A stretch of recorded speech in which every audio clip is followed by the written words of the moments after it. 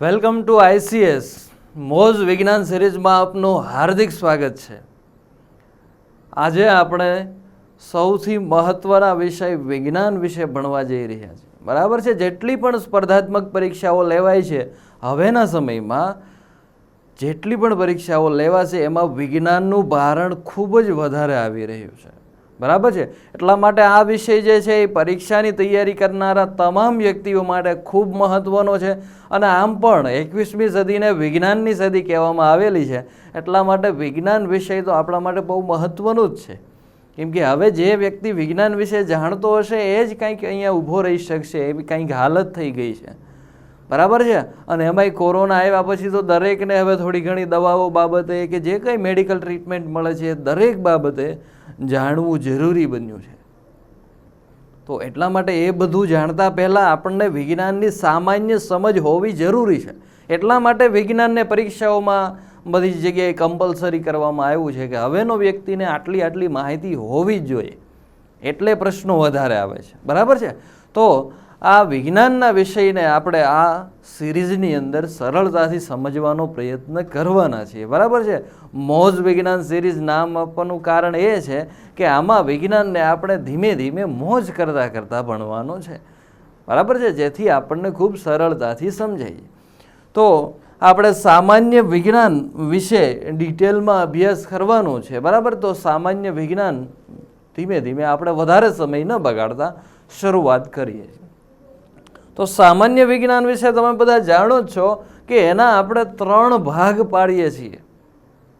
બરાબર. વિજ્ઞાન એટલો મોટો સબ્જેક્ટ છે કે એક સાથે આપણે ભણી જ ન શકીએ. એટલા માટે એના 3 ભાગ પાડવામાં આવ્યા છે સમજવા ખાતર. અને આમ પણ કોઈ સબ્જેક્ટ હોય કે કોઈ પણ કામ હોય, તમારે જો એનું વ્યવસ્થિત રીતે સરળતાથી પૂરું કરવું હોય તો એને ટુકડામાં વિભાજિત કરવું જ પડે, તો જ એ સરખું પૂરું થાય.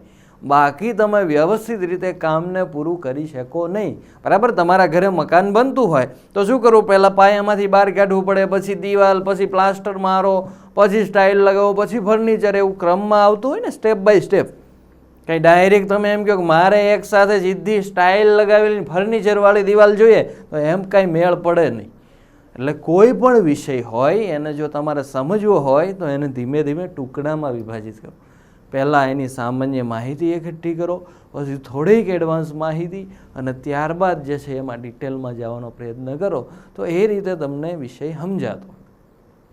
તો એમાંય આવડો મોટો વિષય છે તો એકસાથે ન સમજી શકાય. એટલા માટે એની સરળતા ખાતર આપણે 3 ભાગ પાડી દઈએ છીએ. બરાબર છે. સામાન્ય વિજ્ઞાનના આપણે 3 ભાગ પાડીને ભણીએ છીએ. જેમાંથી પહેલો જ ભાગ પાડીએ છીએ આપણે જીવ વિજ્ઞાનનો. બરાબર છે. જીવ વિજ્ઞાન પહેલો ભાગ શા માટે કહું છું તો કે જેટલી પણ પરીક્ષાઓ લેવાય છે એમાં આ જીવ વિજ્ઞાનનું ભારણ સૌથી વધારે હોય છે. એટલા માટે પહેલો પાઠ હું તમારી પરીક્ષાની દ્રષ્ટિએ જીવ વિજ્ઞાનને કહું છું. બાકી પહેલો પાઠ તો ભૌતિક વિજ્ઞાન જ આવે. શા માટે તો કે સમગ્ર બ્રહ્માંડમાં ફેલાયેલું આખા બ્રહ્માંડનો અભ્યાસ કરતી વિજ્ઞાનની શાખા એ ભૌતિક વિજ્ઞાન છે. એટલે કે પદાર્થના ભૌતિક ગુણધર્મોનો અભ્યાસ કરતી શાખા ભૌતિક વિજ્ઞાન. પદાર્થોના રાસાયણિક ગુણધર્મોનો અભ્યાસ કરતી વિજ્ઞાનની શાખાને રસાયણ વિજ્ઞાન કહેવામાં આવે છે. અને જીવિત પદાર્થોના લક્ષણોની અભ્યાસ કરતી વિજ્ઞાનની શાખાને જીવ વિજ્ઞાન, એટલે કે જેટલા પણ સજીવો છે. તો આમ જોવા જાવ તો જીવ વિજ્ઞાન તો એકદમ નાનો ભાગ થયો. આખા વિજ્ઞાનમાં જીવ વિજ્ઞાન નાનો, કેમ કે સજીવો તો બહુ ઓછા, ખાલી પૃથ્વી પર જ છે. તો પૃથ્વી ઉપર જ આપણે એનો અભ્યાસ કરી શકીએ છીએ, એમાંય સજીવોનો. બરાબર છે. જ્યારે ભૌતિક વિજ્ઞાન તો આખા બ્રહ્માંડનો અભ્યાસ સમજાવે. તો આ થોડી ઘણી વિજ્ઞાન વિશેની તમને સમજ આપવાનો પ્રયત્ન કરું છું કે વિજ્ઞાનના આપણે 3 ભાગ પાડવામાં આવેલા છે. વિજ્ઞાનમાં ભારતમાં જો વાત કરીએ તો ભારતમાં એક રાષ્ટ્રીય વિજ્ઞાન દિવસ ઉજવવામાં આવે છે. બરાબર છે. રાષ્ટ્રીય વિજ્ઞાન દિવસ કઈ તારીખ છે તો કે 28મી ફેબ્રુઆરી. આ દિવસે આપણા ભારતના એક મહાન વૈજ્ઞાનિક ચંદ્રશેખર વેંકટરામન, સર સીવી રામન, એમણે રામન ઇફેક્ટની શોધ કરી હતી. એટલા માટે આ દિવસને ભારતમાં જે છે રાષ્ટ્રીય વિજ્ઞાન દિવસ તરીકે ઉજવવામાં આવે. અને એમણે શોધ જે કરી 1928માં, જસ્ટ 2 વર્ષ પછી જ એમને નોબેલ પ્રાઇઝ પણ આપવામાં આવ્યું હતું. આટલી મહાન એમની શોધ હતી. નહીં તો ઘણાને નોબેલ પ્રાઇઝ મળતા 40, 50 વર્ષ, 100 વર્ષ, અમુકને તો મૃત્યુ થઈ જાય ત્યારબાદ નોબેલ પ્રાઇઝ મળતા હોય. પરંતુ આમને 2 જ વર્ષમાં નોબેલ પ્રાઇઝ મળી ગયું. એના આધારે તમે અંદાજ લગાવી શકો છો કે આ શોધ કેટલી મહત્વની છે. તો એમના માનમાં ભારતની અંદર રાષ્ટ્રીય વિજ્ઞાન દિવસ જે છે એ 28મી ફેબ્રુઆરી ઉજવવામાં આવે છે. 28મી ફેબ્રુઆરી સીવી રામનનો જન્મદિવસ નથી. આ દિવસે એમણે રમન ઇફેક્ટની શોધ કરી હતી. બરાબર છે, એટલે ખાસ યાદ રાખજો. નહીંતર તો ઘણા બધા રાષ્ટ્રીય વિજ્ઞાન દિવસ આવે નીચે લખી નાખે હેપી બર્થડે સર સીવી રામન. એટલે આ જોતો ખરો, જોયા વગર આડેધડ ઝીક જ બોલાવે છે. હા, હમણાં આ કોરોનામાં જે થયું ને એમાંય ઘણી વખત એવું થતું. કોરોનામાં ઘણા બધા લોકોના મૃત્યુ થયા. વોટ્સએપ સ્ટેટસ, ફેસબુક જોઈએ તો જેનો ફોટો આવે ને મોટા ભાગના મૃત્યુનો જ ફોટો હોય. તો બધાને ટેવ પડી ગઈ નીચે ઓમ શાંતિ અથવા ભગવાન એમના આત્માને શાંતિ આપે એવું લખવાની ટેવ પડી ગઈ. એમાં જો કોઈ તમે કોઈકના હેપી બર્થડે વાળો ફોટો મૂકો તોય નીચે મેસેજ આવે ઓમ શાંતિ. જોતા જ નથી અમુક. આવા ઘણા બધા પીડ્યા છે આપણે. તો સેમ એવું જ છે. બરાબર છે. સર સીવી રામને 28મી ફેબ્રુઆરીએ રામન ઇફેક્ટની શોધ કરી હતી, ના કે એમનો જન્મદિવસ છે. એટલા માટે રાષ્ટ્રીય વિજ્ઞાન દિવસ તરીકે ઉજવવામાં આવે છે. અને ટેકનોલોજી દિવસ જે છે એ 11 મેના રોજ ઉજવવામાં આવે છે. કેમ કે 11 મે 1998ના રોજ આપણે પોખરણના અણુ ધડાકા કર્યા હતા. બરાબર છે. એટલા માટે એને 11 મેને વિજ્ઞાન અને ટેકનોલોજી દિવસ તરીકે ઉજવવામાં આવે છે. એ સમયે મહાન યોગદાન આપવાવાળા વ્યક્તિ અબ્દુલ કલામ હતા. બરાબર છે. ખરેખર તો અણુ ધડાકા જે છે એ 9 તારીખે કરવામાં આવ્યા, 11 તારીખે પણ કરવામાં આવ્યા, પરંતુ જે જાહેર થયા સમગ્ર વિશ્વ સમક્ષ એ 11 તારીખના ધડાકા હતા. બરાબર. એમાં બન્યું એવું કે 9 તારીખે ધડાકા કર્યા, કોઈને ખબર જ ન પડી. અમેરિકાને ખબર ન પડી. કેમ કે અહીંથી જાહેર એવું કર્યું હતું કે રાજસ્થાનમાં વાવાઝોડું આવ્યું છે. તો અણુ ધડાકા કર્યા, ધુવાડો ઉડ્યો, બધી ડમરી ચડી. એનો સેટેલાઇટને દેખાણું તે કે અહીંયા ડમરી ચડે છે. પણ જે આ જાહેરાત થઈ હતી વાવાઝોડું છે એટલે નાસાવાળાએ કીધું, ઉપગ્રહવાળાએ, ભાઈ જોજો અહીંયા કે ડમરી ઉડી છે, કાંઈક થયું છે. અમેરિકાવાળા કે ભાઈ બહેને ત્યાં વાવાઝોડું આવ્યું છે, બીજું કાંઈ નથી થયું, શાંતિ રાખ. પછી અટલ બિહારી વાજપેયીને અબ્દુલ કલામે કીધું કાંઈ ફોન બોન આવ્યો? કેમ કે એ દિવસે અમેરિકાની બહુ ભી હતી અને ભારત એટલો બધો શક્તિશાળી નહોતો. પાકિસ્તાને આપણને આંખ્યું દેખાડી જતું. 99નું યુદ્ધ, કારગિલ યુદ્ધ. એટલે એ દિવસે ભારત એટલું બધું શક્તિશાળી નહોતું, એટલે ખૂબ દબાવ હતો કે કોઈએ અણુ ધડાકા કરવા નહીં.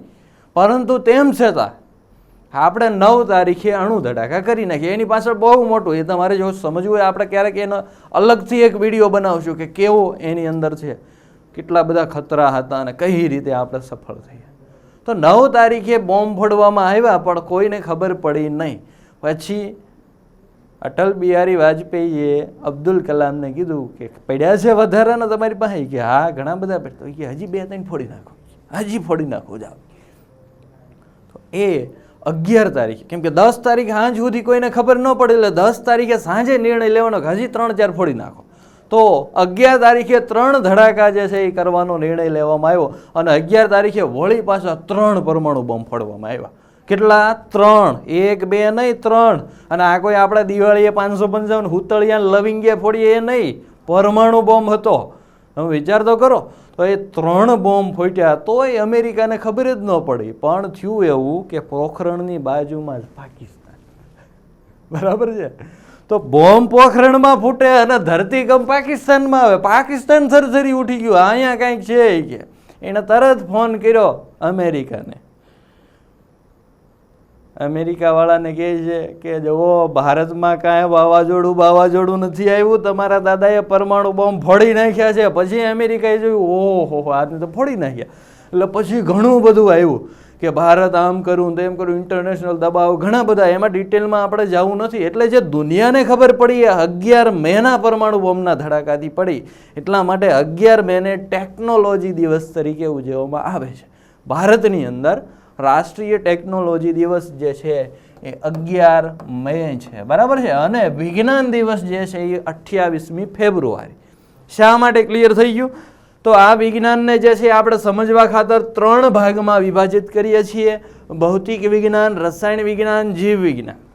અહીંયા જો આકાશગંગા દર્શાવેલી છે, એટલે કે ભૌતિક વિજ્ઞાન જે છે ભૌતિક ગુણધર્મો અને ભૌતિક વસ્તુઓનો અભ્યાસ કરાવતી એક શાખા. રસાયણ વિજ્ઞાનમાં તમને ખબર છે જુદા જુદા રાસાયણિક ગુણધર્મો અને કેવી કેવી પ્રક્રિયાઓ થાય છે એ બધાનો અભ્યાસ કરતી શાખા એ રસાયણ વિજ્ઞાન છે, બરાબર છે. તો એનો અહીંયા આપણે અભ્યાસ કરતા હોઈએ છીએ. જ્યારે જીવ વિજ્ઞાનના પદાર્થના જૈવિક ગુણધર્મો, બરાબર, ઘણા બધા, અને તમામ પદાર્થના ગુણધર્મો જે છે જીવિત પદાર્થોના ગુણધર્મો એટલે કે સજીવોના જે ગુણધર્મો છે એ ડીએનએના આધારે હોય છે. એટલા માટે આપણે ડીએનએ જીવ વિજ્ઞાનને ખાસ મહત્વનો ડીએનએ. ખરેખર ડીએનએમાં પાછું કેમિસ્ટ્રી આવી જાય, કેમ કે ડીએનએ એક અણુ છે અને અણુની રચના તમને કેમિસ્ટ્રી એટલે કે રસાયણ વિજ્ઞાન જ સમજાવતો હોય.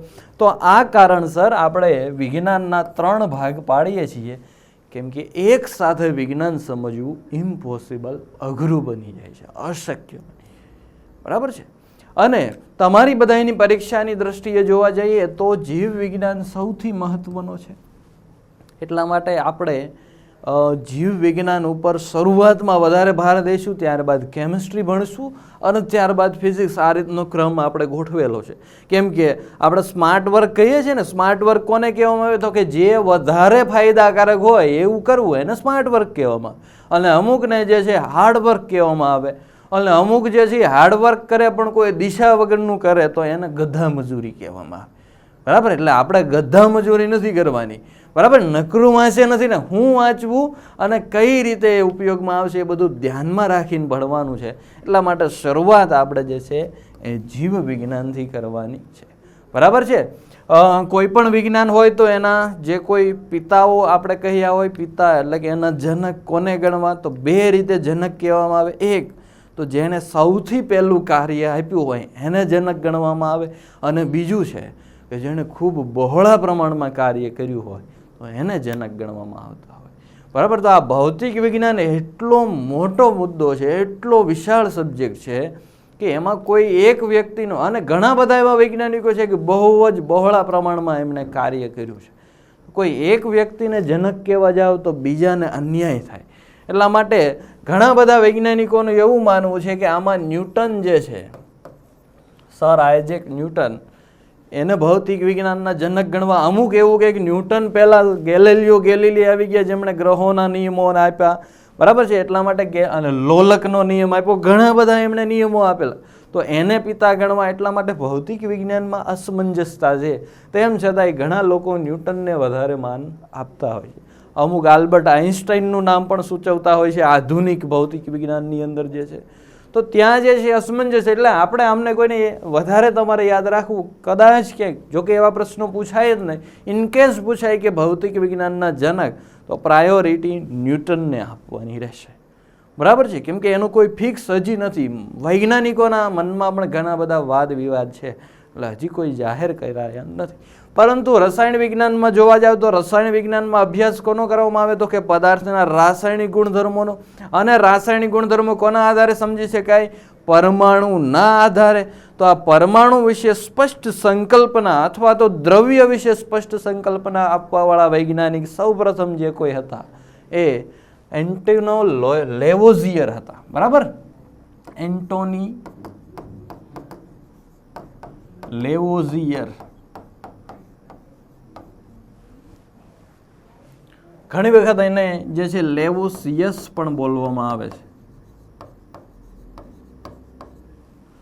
લેવોઝિયર કે લેવોસિયસ, બરાબર. સ્પેલિંગ એક છે, ઇંગ્લિશમાં પણ એના ગુજરાતી ઉચ્ચારણ જુદા જુદા થઈ શકે. તો એન્ટોની લેવોઝિયર બોલો અથવા એન્ટોની લેવોસિયસ બોલો, બંને એક જ છે. એમને રસાયણ વિજ્ઞાનના પિતા ગણવામાં આવે છે. જ્યારે જીવ વિજ્ઞાનના પિતા જે છે એ એરિસ્ટોટલ અથવા અરુસ્તુને ગણવામાં આવે છે, અથવા તો એનું ગુજરાતી સંસ્કરણ જે છે એ અરુસ્તુ એવું થાય છે. આ એ જ અરુસ્તુ છે કે જે અલેક્ઝાન્ડર ધ ગ્રેટ એટલે કે સિકંદરના ગુરુ, બરાબર છે. એ જ એરિસ્ટોટલની મોટા તત્વચિંતક પણ હતા અને જીવવિજ્ઞાન અંગે પણ ઘણી બધી માહિતી આપવાવાળા વ્યક્તિ હતા. એટલા માટે એને જીવવિજ્ઞાનના જનક અથવા પિતા પણ કહેવામાં આવતા હોય છે. બરાબર છે. તો હવે આપણે જીવવિજ્ઞાન વિશે જોવાનો પ્રયત્ન કરીએ. બરાબર છે. જીવવિજ્ઞાનથી શરૂઆત કરી અને જીવવિજ્ઞાન આવે એટલે શરૂઆત કોષથી જ થતી હોય તો આપણે પહેલાં કોષથી પણ શરૂઆત કરવાની છે, પણ પહેલાં આપણે જીવવિજ્ઞાન વિશે થોડી ઘણી માહિતી જે છે એ મેળવી લઈએ. બરાબર છે.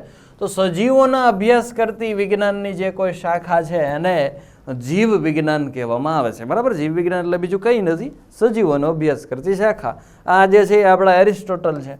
બરાબર. અરુસ્તુ દાદા, સિકંદરના ગુરુજી, બરાબર, જેને આખી દુનિયા જીતવા મોકલ્યો હતો સિકંદરને, પણ બિચારો ભારત નહોતો જીતી શક્યો.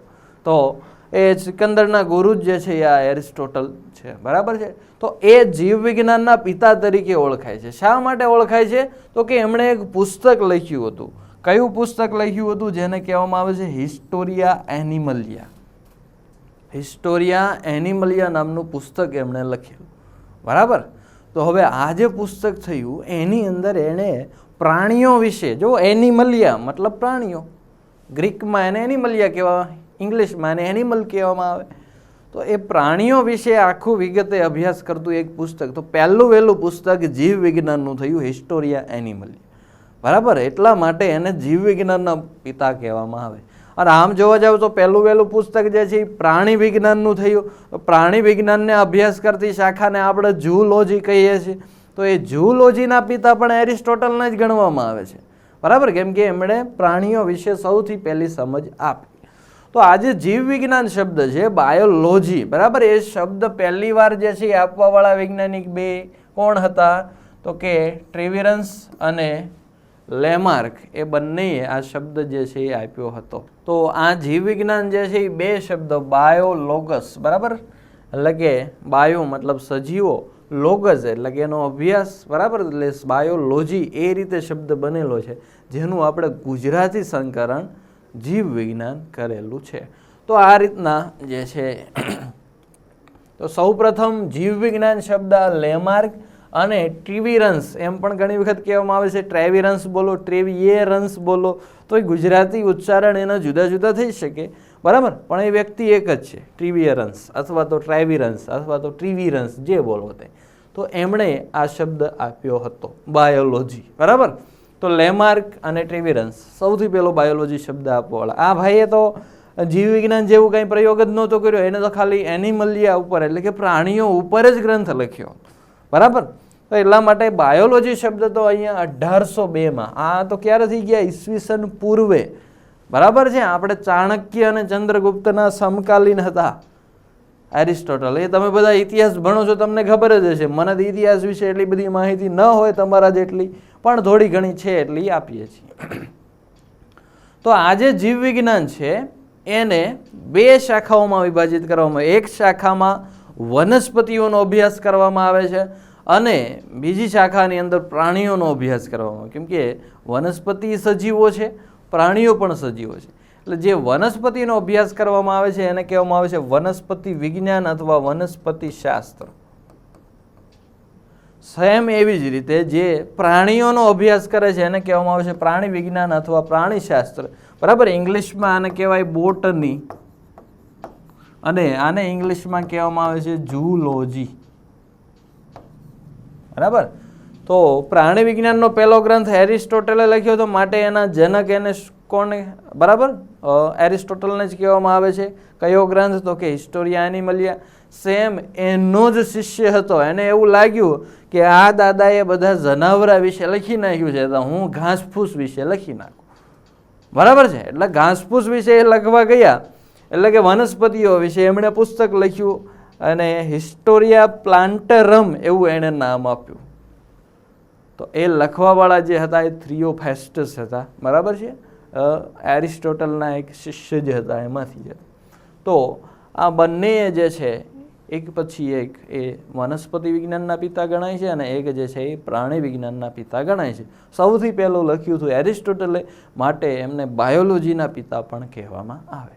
તો સામાન્ય માહિતી હું માનું છું ત્યાં સુધી જીવ વિજ્ઞાનની તમને મળી ચૂકી હશે. બરાબર છે. તો આ રીતે જે છે કેરોલસ તો સૌથી પહેલાં જે છે એ પ્રાણીઓને બે ભાગમાં એમણે કોઈ વિભાજિત જ ન થાય. એકે પ્રાણીઓ ઉપર ગ્રંથ લખ્યો એરિસ્ટોટલે, એકે જે છે વનસ્પતિ ઉપર ગ્રંથ લખ્યો. પરંતુ સૌ પ્રથમ જેણે બે અલગ અલગ વિભાજિત કર્યા અને વર્ગીકરણ કર્યું એવા વ્યક્તિ હતા કેરોલસ લિનિયસ. બરાબર, કેરોલસ લિનિયસ. એમણે શું કર્યું તો કે એમણે પ્રાણીઓને બે ભાગમાં જ વિભાજિત કરી દીધા. બરાબર, વનસ્પતિઓને અલગથી નામ આપી દીધું વનસ્પતિ સૃષ્ટિ, બરાબર, પ્લાન્ટની કિંગડમ, અને આને એનિમલ કિંગડમ એટલે કે પ્રાણી સૃષ્ટિ ને વનસ્પતિ સૃષ્ટિ, એવા બે ભાગમાં વહેંચી નાખ્યા. એટલે કે એને વર્ગીકરણ કર્યું બંને ભાગમાં. એકલા વ્યક્તિ પહેલાં એ વર્ગીકરણ નહોતું કર્યું, પ્રાણીઓ વિશે લખ્યું, આ ભાઈએ વનસ્પતિઓ વિશે લખ્યું. અલગ અલગ છે કે એવી કાંઈ વર્ણન નહીં. આપણે તો ચોખ્ખું કીધું કે પ્રાણીઓ અલગ, વનસ્પતિઓ અલગ, એ બંને વિશે લખ્યું. બરાબર, અને એ સિસ્ટીમાં નેચર નામના પુસ્તકમાં એમણે લખ્યું હતું. અને એ વર્ગીકરણની શરૂઆત હતી. માટે કેરોલસ લિનિયસને વર્ગીકરણ વિદ્યાના પિતા પણ કહેવામાં આવે છે. બરાબર છે, કેમ કે પહેલાં વહેલા પ્રાણીઓ અને વનસ્પતિઓને અલગ અલગ વર્ગીકૃત કર્યા. માટે એમને વર્ગીકરણ વિદ્યાના પિતા કહેવામાં આવે છે. અને ક્યારે વહેંચ્યા તો કે 1758માં.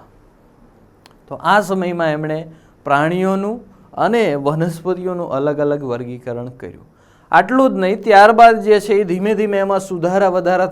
તો કેરોલસ લિનિયસે સજીવોને બે ભાગમાં, બરાબર, પ્રાણીઓ અને વનસ્પતિઓમાં વર્ગીકરણ કર્યા. એટલું જ નહીં, એમણે આ જે પ્રાણીઓ છે અને વનસ્પતિઓ છે એમને નામ આપવાની પદ્ધતિ પણ સૂચવી.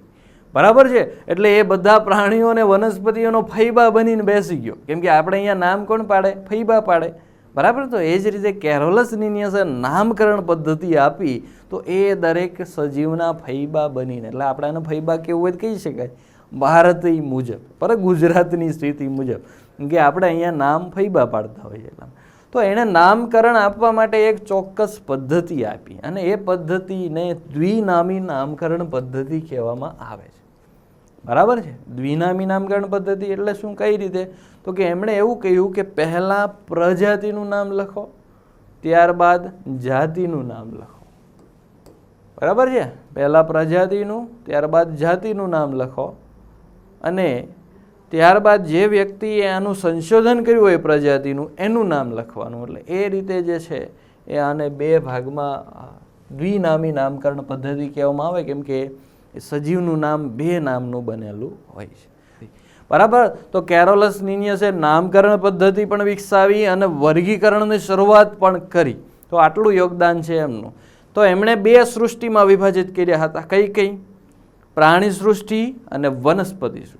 ત્યારબાદ એક વૈજ્ઞાનિક આવ્યા, બરાબર, અર્ન્સ્ટ હેકલ, કે એમણે એક કોષી સજીવો માટે પ્રોટિસ્ટા એવી નામ આપ્યું સૃષ્ટિનું નામ. પ્રાણીઓ અલગ છે, બરાબર છે, વનસ્પતિ અલગ છે, બરાબર છે, પણ જેટલા સજીવો એક કોષી, આપણને ખબર છે સજીવો બહુકોષી હોય, એક કોષી હોય ઘણા બધા, તો એક કોષી સજીવો માટે અલગથી જ એક સૃષ્ટિ આપી, જેને એણે પ્રોટિસ્ટા નામ આપ્યું. બરાબર, કોના માટે? એક કોષી સજીવો માટે. કોણે? અર્ન્સ્ટ હેકલે. બરાબર, એટલે એમણે તો હવે સૃષ્ટિની સંખ્યા 2 હતી, એમાંથી કેટલી બની ગઈ? 3 થઈ ગઈ. ત્યારબાદ આવ્યા R.H. વ્હીટેકર, એટલે કે રોબર્ટ H. વ્હીટેકર 1969માં.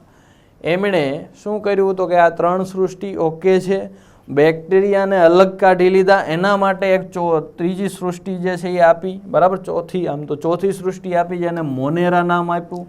અને ફૂગને અલગ કરીને ફૂગને કહ્યું કે આ અલગ સૃષ્ટિ છે, આને આપણે બીજા સાથે ન સાંકળી શકીએ, એટલે એના માટે ફૂગ સૃષ્ટિ એવું નામ આપ્યું. બરાબર, ફૂગ સૃષ્ટિ, ફૂગ. તો આ રીતે જે છે ટોટલ સૃષ્ટિ 5. બરાબર, પહેલી 2 જે લિનિયસ દ્વારા આપવામાં આવી. કઈ કઈ? પ્રાણી સૃષ્ટિ, વનસ્પતિ. ત્યારબાદ અર્ન્સ્ટ હેકલે જે છે એ એક કોષી સજીવો માટે પ્રોટિસ્ટા આપી. ત્યારબાદ જે છે એ R.H. વ્હીટેકરે એ ફૂગમાં આપી અને બેક્ટેરિયા માટે મોનેરા સૃષ્ટિ. તો આ રીતે ટોટલ 5 સૃષ્ટિ જે છે એ હાલમાં અસ્તિત્વ. તો R.H. વ્હીટેકરે 5 સૃષ્ટિ વર્ગીકરણ આપ્યું એમ પણ કહેવામાં આવે છે. બરાબર, કેમ કે જે અગાઉની 2 હતી 3 થઈ અને ટોટલ 5માં ફેરવી દીધી, એટલા માટે એને 5 સૃષ્ટિ વર્ગીકરણ પણ કહેવામાં આવે છે. તો એ રીતે સજીવ સૃષ્ટિને હાલના તબક્કે આ રીતે 5 સૃષ્ટિઓમાં વિભાજિત કરવામાં આવેલી છે. બરાબર છે. તો પહેલી જે છે એ પ્રાણી સૃષ્ટિ, જેની અંદર ઘણા બધા પ્રાણીઓનો આપણે અભ્યાસ કરતા હોઈએ છીએ. ત્યારબાદ વનસ્પતિ સૃષ્ટિ, એની અંદર વનસ્પતિઓનો સમાવેશ થાય છે. બરાબર, જેટલી પણ વનસ્પતિઓ છે પૃથ્વી પર એ તમામનો અભ્યાસ વનસ્પતિ સૃષ્ટિમાં. એક કોષીય સજીવો માટે પ્રોટિસ્ટા, જો જે કોઈ અમીબા છે, પેરામિશિયમ છે, એ બધાનો બરાબર એનો સમાવેશ પ્રોટિસ્ટાની અંદર, જેટલા પણ એક કોષીય છે.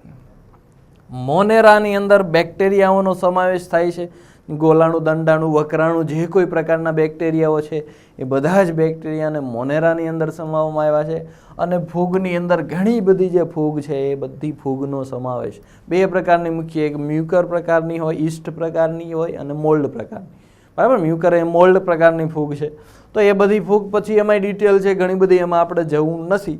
તો હાલમાં જે મ્યુકર માઇકોસિસ રોગ ફેલાણો છે એ આ ફૂગને કારણે જ ફેલાયેલો છે. મ્યુકર એક પ્રકારની ફૂગ છે. તો આ રીતે 5 સૃષ્ટિ વર્ગીકરણ આપવામાં આવ્યું. બરાબર, છેલ્લું વર્ગીકરણ કોને કરેલું છે કે RH વ્હીટે કરે, એટલે એને 5 સૃષ્ટિ વર્ગીકરણ આપ્યું એમ કહેવાય.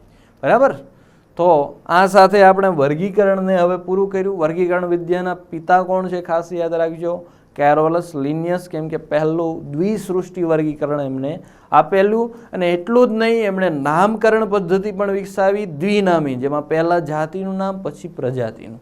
બરાબર છે, અને છેલ્લે જે વ્યક્તિએ શોધવું હોય એનું નામ એને આપવામાં આવે. હવે આપણે કોષ વિશે અભ્યાસ કરવાનો. કોઈ પણ સજીવ હોય શાનો બનેલો હોય તો કે કોષનો બનેલો હોય. બરાબર, એટલે આ લેક્ચરની અંદર કોષ વિશે ખાલી સામાન્ય માહિતી જ આપણે મેળવવાની છે, ડિટેલ માહિતી આપણે મેળવવી નથી.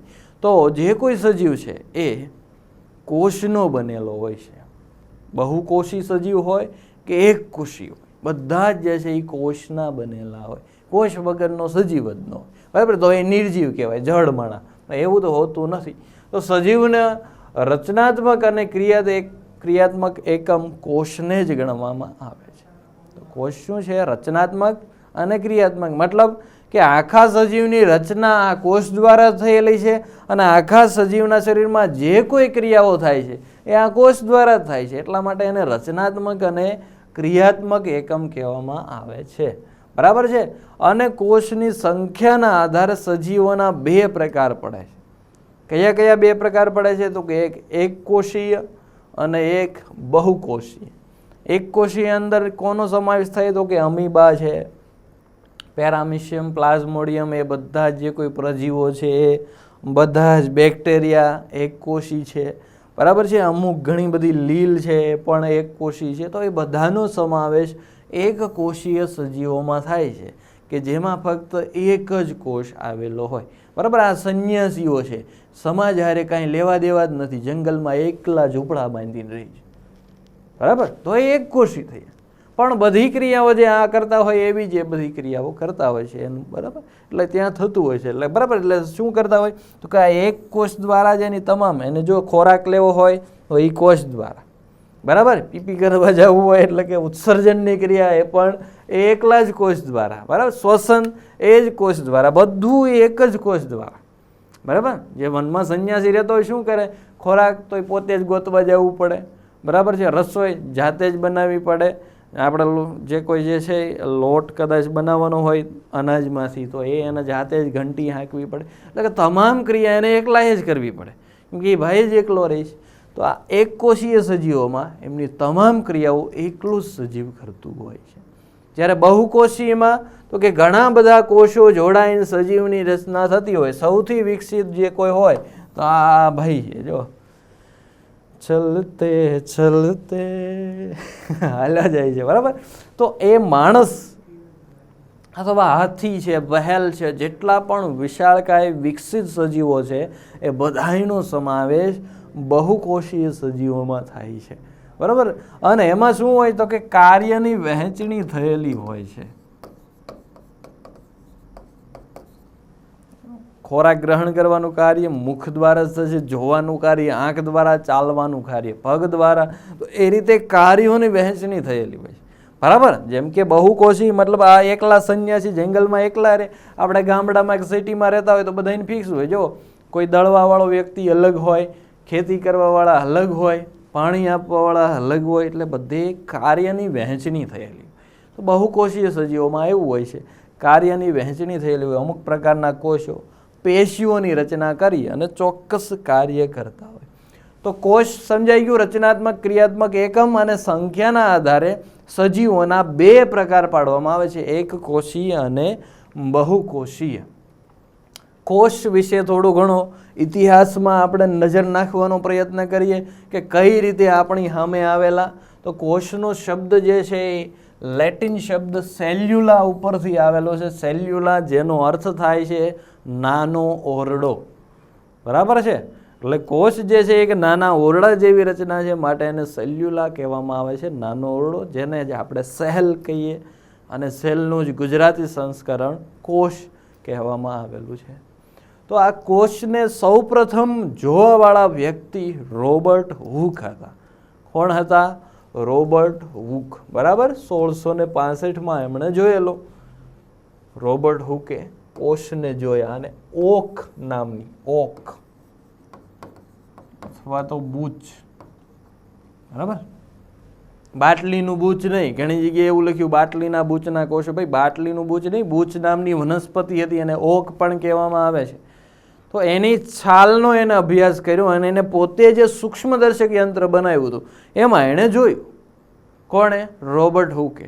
તો છાલના કોષો કેવા હોય? નિર્જીવ હોય, મૃત કોષો હોય. તો સૌપ્રથમ એણે કોષો તો જોયા, પરંતુ એ મરેલા હતા, મૃત કોષો હતા, વનસ્પતિની છાલના કોષો, બરાબર. એટલે રોબર્ટ હુકે કોષને જોયા એ વાત બરાબર છે, પરંતુ સજીવ કોષોને બિચારો નિરીક્ષણ કરી શક્યો નહીં.